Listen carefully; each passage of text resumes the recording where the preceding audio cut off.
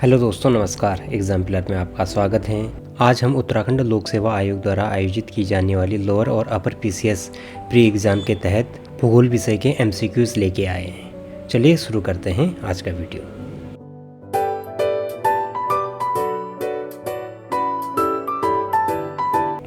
पहला क्वेश्चन है, भारत की अवस्थिति है। अगर हम ग्लोब पर भारत की स्थिति देखते हैं तो भारत का जो पूर्वी बिंदु है वो 97 डिग्री 25 मिनट पूर्वी देशांतर पर स्थित है और जो पश्चिमी बिंदु है भारत का वो 68 डिग्री 7 मिनट पूर्वी देशांतर पर स्थित है। और जो भारत का दक्षिणतम बिंदु है वह है 8 डिग्री 4 मिनट उत्तरी अक्षांश पर। और उत्तर में भारत का जो विस्तार है वो 37 डिग्री 6 मिनट उत्तरी अक्षांश पर है। तो इस तरीके से इसका जो आंसर रहेगा वो रहेगा ऑप्शन सी। अक्षांश में देखते हैं 8 डिग्री 4 मिनट उत्तर से लेकर 37 डिग्री 6 मिनट उत्तरी अक्षांश पर। और जो देशांतर में विस्तार है भारत का वो 68 डिग्री 7 मिनट से पूर्वी देशांतर से लेकर 97 डिग्री 25 मिनट पूर्वी देशांतर तक है। अगला क्वेश्चन है, किस राज्य में औसत समुद्र तल के संदर्भ में न्यूनतम ऊंचाई वाला बिंदु स्थित है? इसका सही जवाब है ऑप्शन ए, केरल। केरल का जो कुडाना क्षेत्र है वो भारत का न्यूनतम ऊंचाई वाला क्षेत्र है। इसकी जो ऊंचाई है समुद्र तल से 2.2 मीटर गहराई में स्थित है और यह क्षेत्र समुद्र तल से नीचे अपनी खेती के तरीकों के लिए प्रसिद्ध है और इस क्षेत्र में धान उगाए जाते हैं। इसलिए उस क्षेत्र को, जो हमारा कुडाना क्षेत्र है, इस क्षेत्र को हम धान का कटोरा कहते हैं। अगला क्वेश्चन है, निम्न स्थानों में से किसे सूर्य के अनुलंबित किरणें कभी नहीं प्राप्त होती? जब हम ग्लोब में देखते हैं, जो हमारी ये कर्क रेखा है और जो ये मकर रेखा है, इन दोनों के मध्य जो सूरज की किरणें होती हैं वो हमेशा लंबवत पड़ती हैं। जब हम भारत की स्थिति देखते हैं तो हम देखते हैं जो हमारी कर्क रेखा है भारत के मध्य से होकर निकलती है। तो कर्क रेखा से जो नीचे का ये वाला क्षेत्र है इसमें सूरज की किरणें हमेशा लंबवत पड़ती हैं और जो ये उत्तरी भाग है इसमें सूरज की किरणें लंबवत नहीं पड़ती हैं। तो ऑप्शन में जो हमारा मुंबई हो गया, ये हमारा कर्क रेखा से नीचे आता है। चेन्नई भी कर्क रेखा के दक्षिण में आता है। तिरुवनंतपुरम यह भी कर्क रेखा के दक्षिण में आता है और जो श्रीनगर है यह कर्क रेखा के उत्तरी भाग में आता है। कर्क रेखा से जब हम उत्तर की ओर बढ़ते हैं तो यहाँ सूर्य की किरणें लंबवत न पहुंचकर तिरछी पहुंचती हैं। तो इसलिए इसका ऑप्शन सी, श्रीनगर, सही आंसर रहेगा। अगला क्वेश्चन है, भारत में कन्याकुमारी की अवस्थिति है। जब हम मैप में देखते हैं, जो कन्याकुमारी है भारत का दक्षिणतम बिंदु है और जो कन्याकुमारी है यह हमारी कर्क रेखा होगी, ये हमारी मकर रेखा होगी और ये हमारी भूमध्य रेखा हो गई। जो भूमध्य रेखा के उत्तरी भाग में हमारा कन्याकुमारी है और कर्क रेखा के दक्षिणी भाग में। तो ऑप्शन में देखते हैं, भूमध्य रेखा के दक्षिणी भाग में गलत है, कर्क रेखा के उत्तरी भाग में यह भी गलत है, मकर रेखा के दक्षिणी भाग में यह भी गलत है। तो भूमध्य रेखा के उत्तरी भाग में, तो ऑप्शन डी इसका सही जवाब होगा। कन्याकुमारी हमारा भूमध्य रेखा के उत्तरी भाग में स्थित है।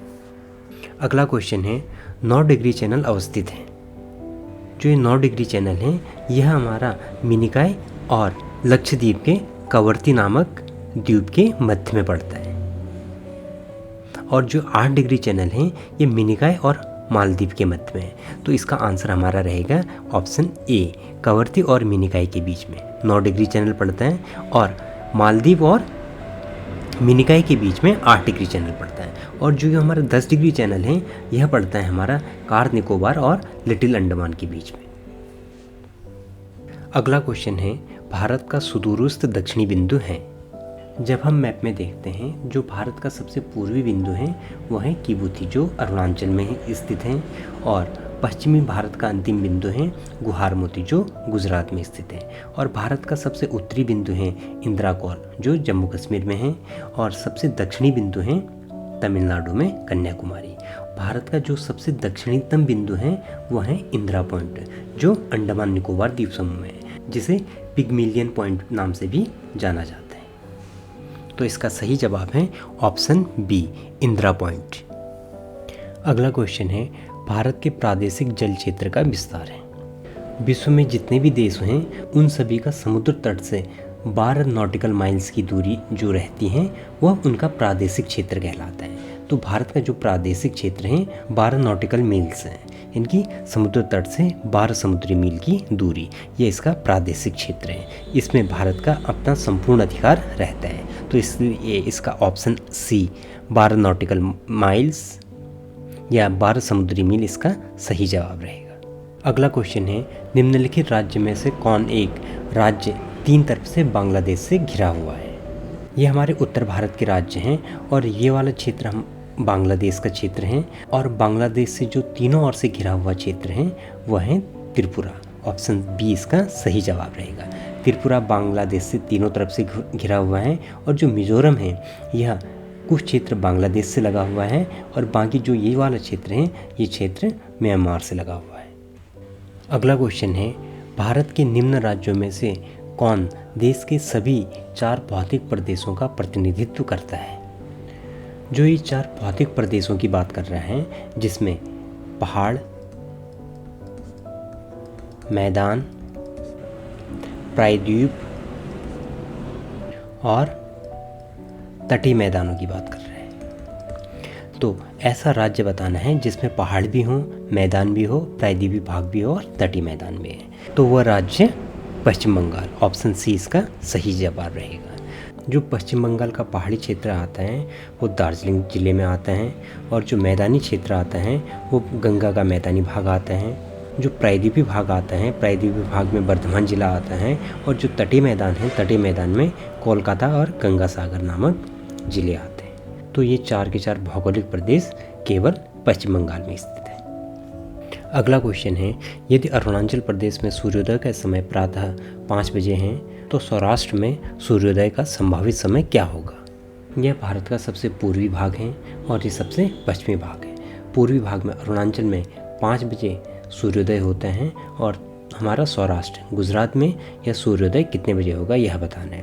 पूरब से लेकर पश्चिम तक जो भारत के देशांतर में दूरी है वह है 30 डिग्री देशांतर का अंतर आता है पूरब से पश्चिम तक जाने में। 1 डिग्री देशांतर में 4 मिनट का समय होता है, और तो 30 डिग्री देशांतर में गुणा 4 यानी कि 120 मिनट का अंतर आएगा, यानी कि 2 घंटे का अंतर आएगा। अगर यहाँ 5 बजे सूर्योदय हो रहा है तो यहाँ 7 बजे होगा। 7 बजे इसलिए होगा क्योंकि पूरब से पश्चिम की ओर आने में समय बढ़ता है। तो ये तो थे भूगोल के 10 क्वेश्चन। मिलते हैं आपसे अगले वीडियो में पॉलिटिकल साइंस के 10 क्वेश्चनों के साथ। तब तक के लिए नमस्कार।